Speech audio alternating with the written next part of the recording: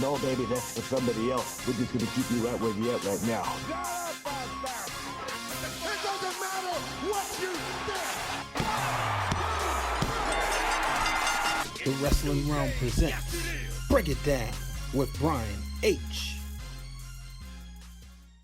Hello, ladies and gentlemen. Welcome to this episode of Break It Down with Brian H. Back here in the Wrestling Realm Studios. I'm Brian H. Waters. This show brought to you by the Wrestling Realm.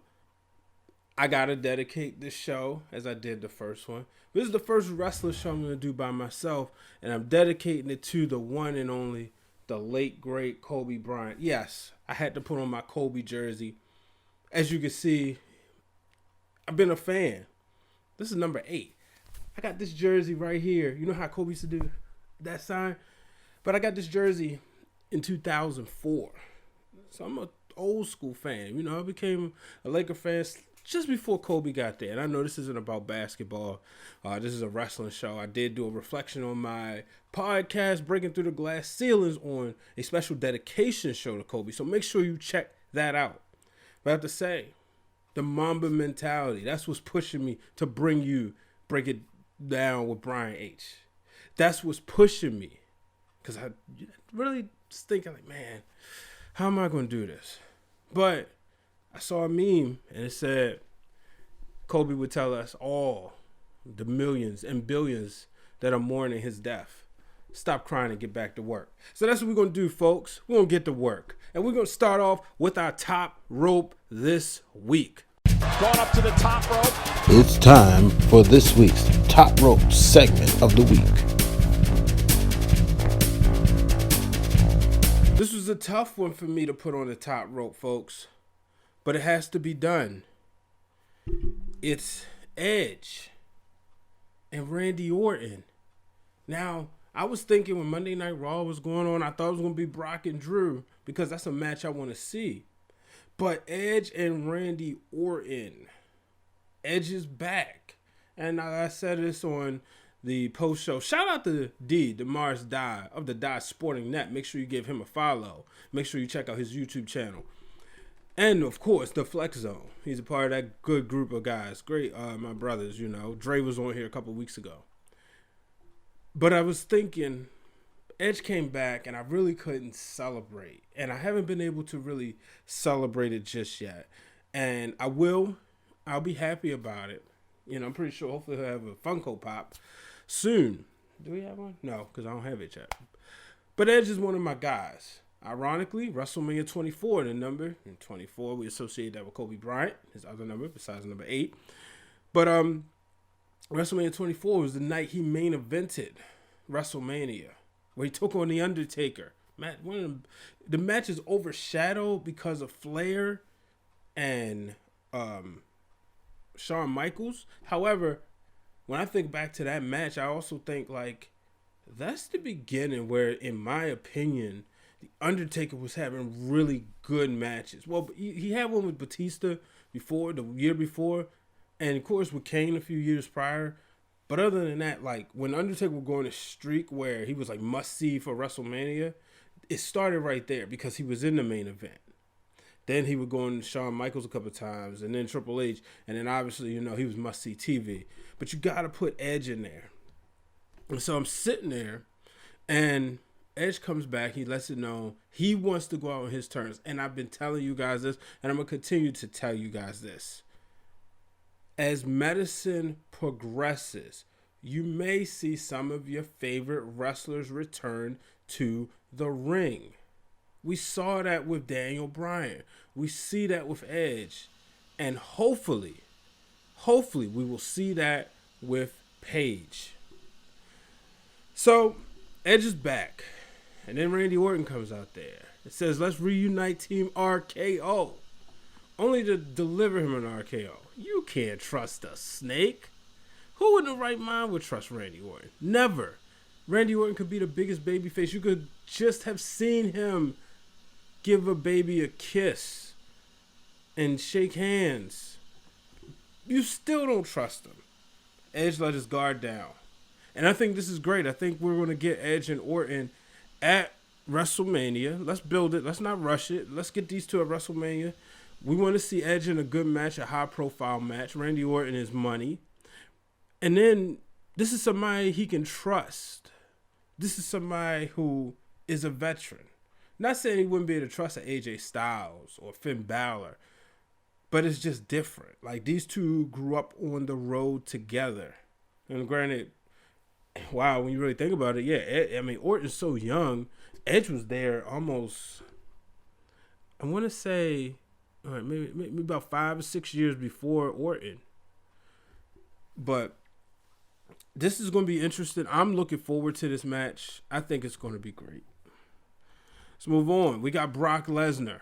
We got Drew McIntyre. It's official. McIntyre went on a bump, and he talked about this match. He said everybody is mad that Brock Lesnar isn't there every week. And he brought up a good point. He said, look, he's doing what his contract allows him to do. Now, he's mad because that title wasn't there. He needs to bring that title back because the title, when Drew McIntyre is going to these house shows, the title isn't being showcased. And that's always been my thing. I want to see the title on TV every week. But I'm looking forward to this. I think this is going to be good. McIntyre, Lesnar, it's going to be old school. This is going to be something to me. This is going to be old school wrestling. I'm talking old school WrestleMania. Hulk Hogan versus King Kong Bundy. Hulk Hogan versus Sid Justice. Brock Lesnar and Roman. Hulk Hogan, Sergeant Slaughter, Hogan Warrior. This is going to be two big behemoths because he said he's just as fast and he could take him out. And I like McIntyre being a face. I didn't think I would, but I like this. Now, I saw this interesting image and it talked about 3MB. And they said the success for the group. You know, they looked at how, let me pull it up. They looked at Drew McIntyre. They looked at, well, I don't have it on my phone, but it's right there on the screen. Heath Slater, 24/7 champion. Jinder Mahal, WWE champion. And he is on the cusp, folks, Drew McIntyre, of winning the WWE championship. So I'm really looking forward to this. There's rumors, but why not? The dirt sheet said it must be true, right?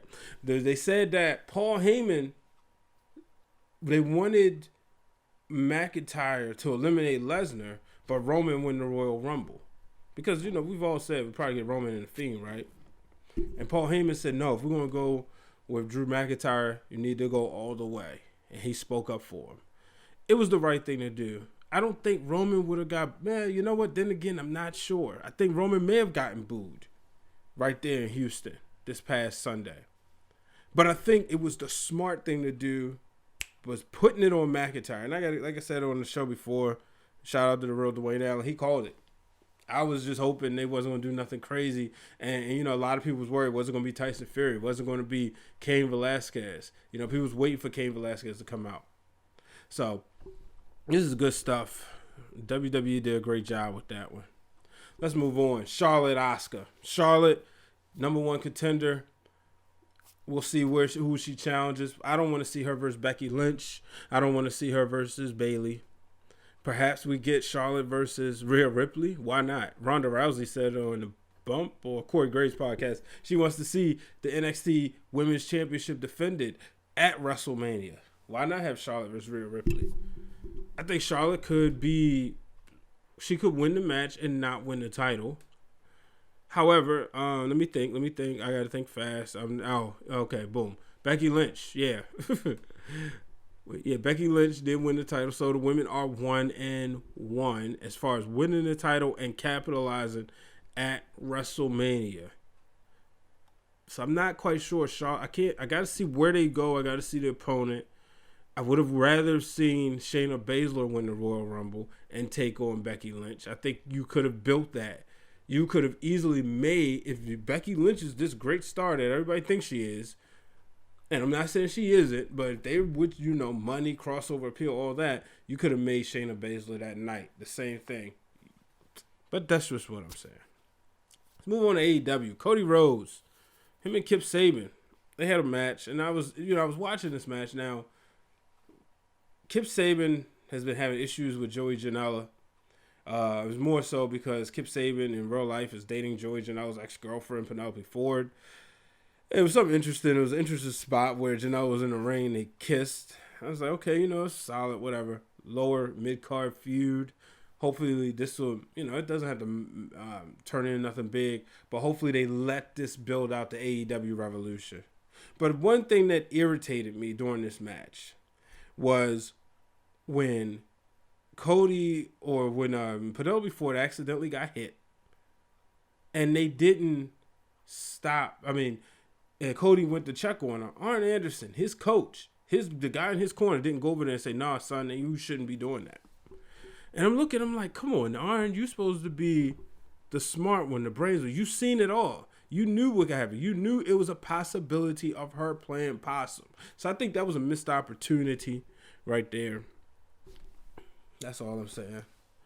And then it's official AEW Revolution. We will have Chris Jericho taking on Jon Moxley. So Chris Jericho, Moxley coming up. This should be really good. I hope. I think Moxley gets the title. He's walking around with the patch on his eye. So, it's a big deal. He got injured. He's got the eye injury. It's legit. So only time will tell. So I'm going to go ahead and take a break. Coming up on this week's episode of Breaking Through the Glass Ceiling, brought to you by B. Waters Productions, I will be interviewing my good friend, Brianna Dahlquist. Here's a preview for that episode. Ladies and gentlemen, I'll be back after this. Level of community here is just, living in Atlanta, it's just like everyone fends for themselves, and it's kind of like, the community of journalists in Atlanta, even though it's so big, it's small. Here it's the second largest city in, Indiana, so it has that small town feel, but it's really a big town. It's just kind of spaced out. People here are very receptive of me. I went to Walmart last night to get an extra comforter because I'm extra cold. And this girl was like, hey, you're the journalist. And I said, hey, wow, this never happens. I'm like, yeah, well, God bless you. I hope you have a wonderful day. I'm like, wow, for someone to recognize you for your work, that's huge. So. And I'm back, ladies and gentlemen. So make sure you subscribe to Breaking Through the Glass Ceiling. Same place you get the Wrestling Realm, just different channel. Just go on Apple Podcasts, Google Podcasts, Spotify, iHeartRadio, you name it, it's there. So, like I said, it's a different channel. This is on the B Waters Productions channel. Crossover, right? It's my show. So, Liv Morgan and Lana finally had a match. Monday Night Raw. And nobody, meaning Lashley or Rusev, could interfere. Here is my beef with the match. You do this match, but you don't build towards it. Now, we've been having these little things here and there. There's a thing they do every month called pay-per-views, or should we call them network specials now? We don't pay per view anymore, meaning we do not spend $30 here, $30 there. So maybe that's the reason why WWE takes this whole rematch thing for granted. But I'm like, you want me to take this feud seriously. So why are you not putting this on a show? This should have been at the Elimination Chamber or Fastlane. Because let's be serious. These two ladies are far too distracted with each other than to be caring about the Women's Championship or the Tag Team Championship. Whatever match you decide to put in that chamber, they don't care. So why not have the match there? We had the tag team match between Lashley and Lana taking on Rusev and Liv Morgan. But I just thought that this was so unfortunate for them to do it this way. So,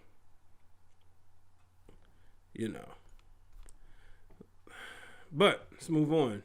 Britt Baker, very disrespectful Did you see what she said? That's what we used to say. So, you know, she went out there last week and she basically talked about Tony Schiavone and how he looks like he works at Starbucks or something like that.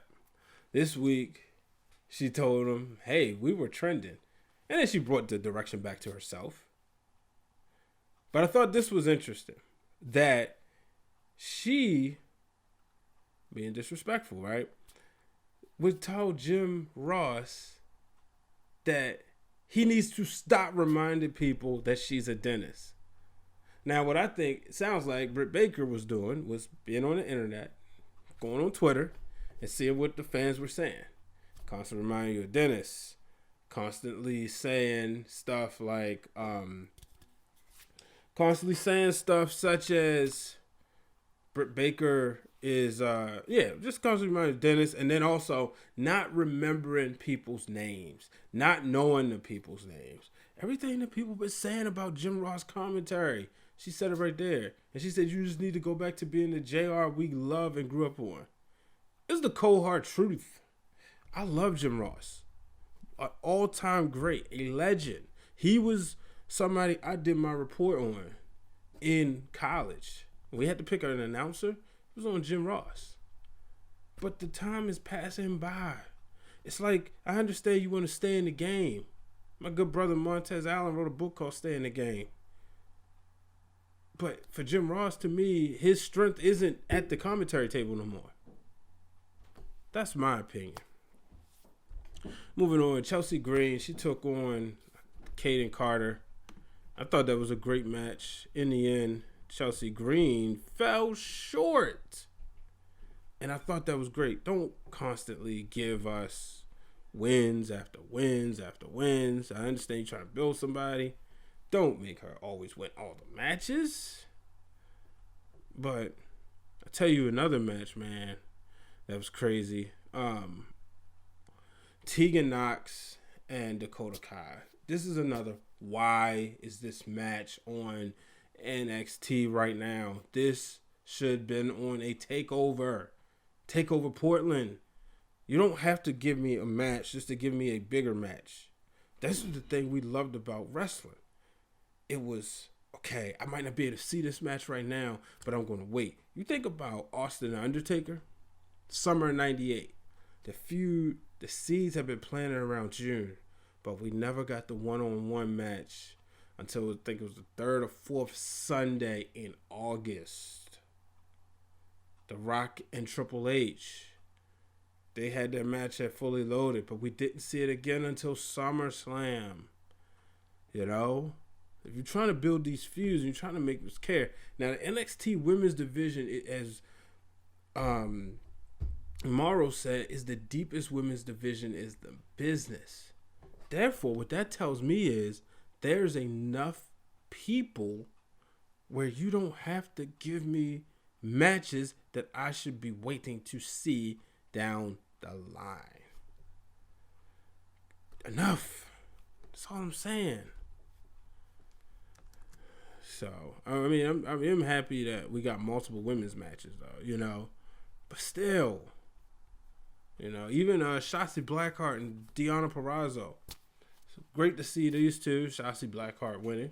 But it's great to see these two. I really want to see what's going to happen. Like I said, the division is definitely stacked. So I'm interested to see which ones move to Raw and which one moves to SmackDown. Because eventually we're going to get tired of the whole Becky Lynch, Charlotte versus the Kabuki Warriors, you know, and that whole interchangeableness. So it's definitely time to move on. So, and Mojo Rawley, man, how about that? Mojo Rawley making the Hardcore Championship, wrong words, making the 24/7 Championship different. He's making you take it serious. He's going out there and just beating people up. Now, he lost the title, but he made sure he got it back real quick. And that's what it's supposed to be about. So I definitely enjoyed that. You know, shout out to Mojo Rawley, University of Maryland grad. No, I ain't go to Maryland, but I'm from the state. So shout out to him. We all know he's good friends with Gronk. So And Finn Balor just seems to be in the zone when it comes to NXT. This is his playing ground. We're getting great matches from him, but this is to see where he wants to be, man. This is Finn Balor, NXT. It's like a match made in heaven. I like to see him get that championship back. But we know it's official. We're going to get Adam Cole and Tommaso Ciampa. And Tommaso was saying, Daddy's home. And I think he's going to regain his NXT championship. Another good match, man. Dijakovic and I'm about to call him by the wrong name. Damian Priest. Dijakovic picking up the win. Number one contender. I think, it makes him an official number one contender. At least he's in line for the new champion, Keith Lee. Now, we already know what those two can do when they get in the ring. So, I'm looking forward. Hopefully, we get this match at NXT TakeOver Portland. I think that's the name of it. I did say it earlier. I definitely think that's the name of it. I think this would be good stuff. No doubt about it. And MVP, he's back. How many people excited? Yeah, maybe you are, maybe not. But yeah, MVP's back. Cool. Don't know. I think he'll eventually be just jobbing out, to be honest with you. I think he's going to be there to work with the young guys. They get that pop. He's back, yada, yada, yada. Then he'll be probably in that Matt Hardy, Shelton Benjamin stage. I just don't see them having big programs and big plans for him. We know he can go. We know he can wrestle, but I just don't see it. He's been winning titles all over the indies. And then rounding out, congratulations to Matt Riddle and Pete Dunne winning the Dusty Classic. So I think this is where you win this thing and then you turn on your partner. That's what Samoa Joe and Finn Balor did, I think. And then DIY did. I could be confused, but I would like to see these two in a feud rather than as a team. But I also rather see Pete Dunne more on NXT. I want to see him on the main roster. I ain't gonna lie to you, but also see he is a valuable asset no matter where you put him. He's just one of those guys. I mean, very bright future WWE champion in my opinion, future Universal champion, whichever one you want to put it on. That is Pete Dunne. So I'm going to take a break and then I'm going to go around the net. The following announcement has been paid for by the Wrestling Realm. You already know who we are, but you don't know why we're back. Hey guys, I feel like they hear us, but they're just not listening. So I feel it is our responsibility to make them listen. I'm back, ladies and gentlemen. So make sure you are subscribed to the Wrestling Realm, where you can get more craziness and shenanigans like that from myself and the real Dwayne Allen. So it's time to go around the net. Around the Net is brought to you by B Waters Productions, where you can get any of your events filmed. You can get any of your pictures taken. You name it, we're there. We do pictures, photos, and graphics. So around the net, Nikki Bella is pregnant. Congratulations to her. She and her sister Bree revealed that they were both pregnant. Obviously, congratulations to Bree and Daniel Bryan. But Nikki Bella, we all know, following them on Total Divas and the Total Bellas, that she wanted children. She wanted to be a wife. When she was with John Cena, he was going to compromise, but it took a while. They would get engaged at WrestleMania 33, and then they broke up. Unfortunately, but everything happens for a reason. She seems to be happy now, so congratulations to her. And I think it's really cool that the sisters are pregnant at the same time. The first cousins will be really tight, so definitely wishing her well, wishing them both well into their pregnancy. Congratulations to Cody and Dustin. Cody versus Dustin was the match of the year according to PWI, so congratulations to them. It was definitely it was match of the year here as well. I thought it was great. The moment of the year was Kofi Kingston winning the championship, but the match of the year was Cody and Dustin. It was one of the matches that I watched multiple times, and I usually, in my older wrestling age, I don't do that as much with the matches that happen nowadays, as much as I still go back and watch some of the classics. But that was one I had to watch more than once. I just had to. So Christian says Edge was nervous about his Royal Rumble return. I didn't just reading across the news wires. Didn't really. I'm not surprised. I mean, the first time back since 2011. I remember the day when he announced his retirement, a forced retirement. He retired as the WWE World Heavyweight. Well, it was officially considered the World Heavyweight Champion, but it was something that we wasn't hoping for. It shocked us all. So but he's back. Like I said, thanks to medicine. Ronda Rousey is obsessed with NXT and she wants to face Rhea Ripley. So can you imagine how good that match would be? I want to see it. Let's get Ronda back. Let's get some fresh matchups. And then last but not least, this might actually be, roll the tapped out. Here's our tapped out segment of the week. Roll the tapped out. Here's the thing. I am annoyed with this whole black wrestlers did not get that much shine in the Royal Rumble. Here we go again. Why? It's just this whole thing, and I'm just sitting there, and I'm on not on Instagram, on Twitter, and I see this rant, wrestlers of color not being treated right. Like, come on, y'all, get a grip. It's enough stuff out there to be annoyed by that we don't have to be annoyed by this one. People talked about Brock Lesnar and just getting rid of Kofi and Big E. Well, when you really look at it, Kofi had some time with him when Brock was just throwing people out. Kofi had some time with him long enough to get help for not once but two people. Big E came in. I know, Brock would eliminate them. But before Brock could get kicked out, who was it that kicked him below the belt? Giving him a receipt for Monday Night Raw. It was Ricochet. So, I ain't trying to hear that. It's enough going on. I ain't trying to hear it. Shut up. That's where I'm with that.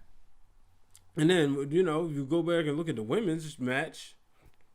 Bianca Belair was number 2, had a very strong outing. For people who may not watch NXT, they know who Bianca Belair is now. You go back to WrestleMania 2 years ago, where she was able to be in the women's Battle Royal and put on a show. So to me, it's just a matter of time when she gets to the main roster. Maybe she'll appear on SmackDown this Friday, hopefully.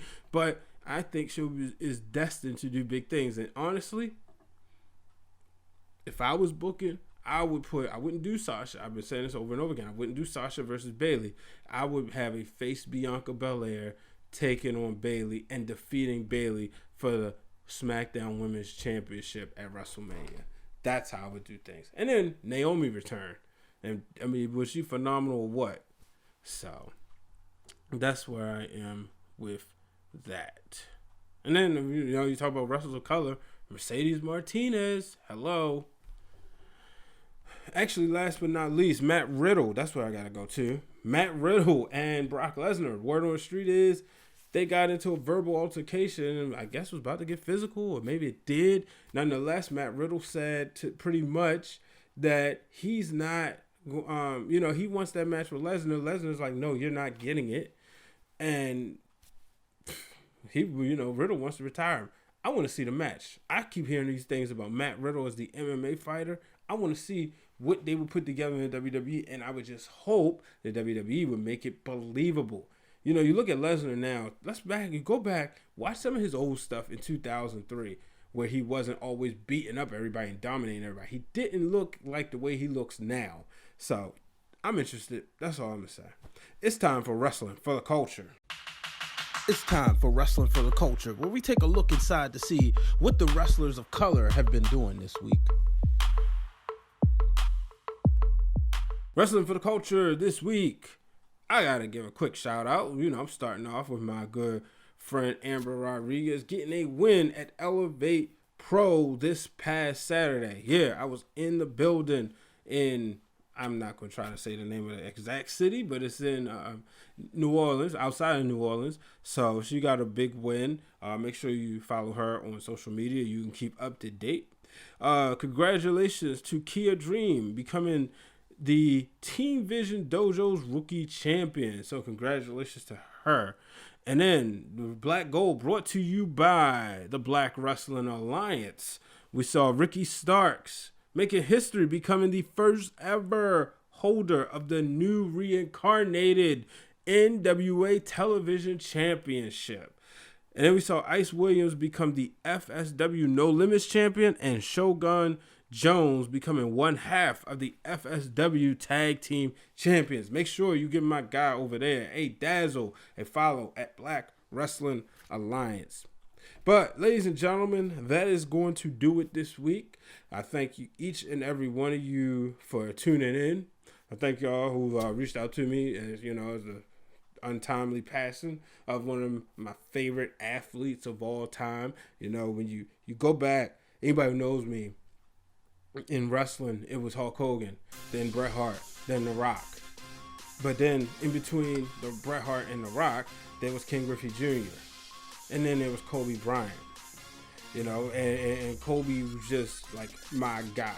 Fortunately, the rest are still living. And if you'd have told me Kobe was going to go first, no way I would have believed you. No way. But the Mamba mentality. And the Mamba mentality says, keep going hard, work harder. And you look at the commercial and say, harder, gotta keep going, gotta be faster, gotta be better, do not stop. And that's what I'm planning to do. This is episode 112, folks, and I'm not stopping anytime soon.